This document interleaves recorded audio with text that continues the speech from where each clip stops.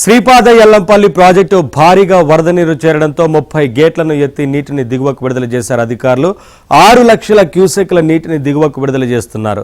ఎగువన ఉన్న కడెం ప్రాజెక్టు గేట్లు ఎత్తివేయడంతో ఆ వరద యల్లంపల్లిలోకి చేరుతోంది.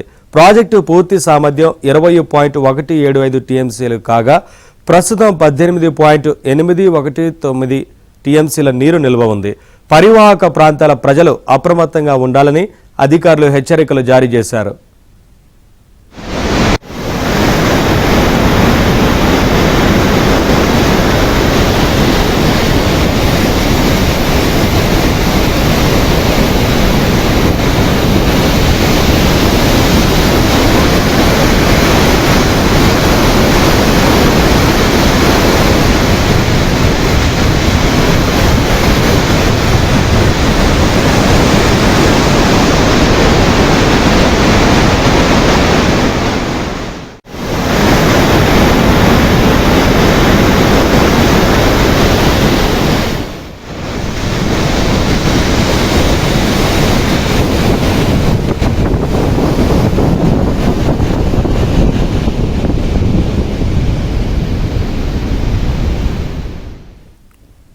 శ్రీపాద యల్లంపల్లి ప్రాజెక్టు భారీగా వరద నీరు చేరడంతో 30 గేట్లను ఎత్తి నీటిని దిగువకు విడుదల చేశారు అధికారులు.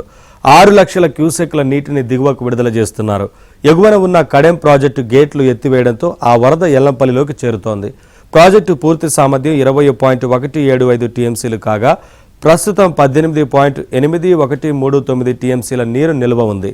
పరివాహక ప్రాంతాల ప్రజలు అప్రమత్తంగా ఉండాలని అధికారులు హెచ్చరికలు జారీ చేశారు.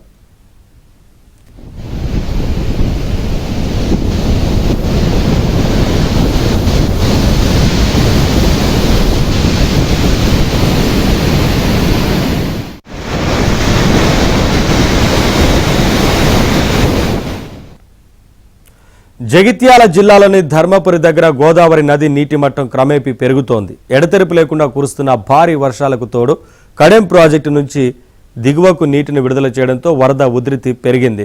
సంతోషమాత ఆలయాన్ని ఆనుకొని నీటి ప్రవాహం కొనసాగుతోంది. భక్తులు నది దగ్గరికి వెళ్లకుండా అధికారులు అప్రమత్తం చేస్తున్నారు. నది ఒడ్డున బారికేడ్లను ఏర్పాటు చేశారు.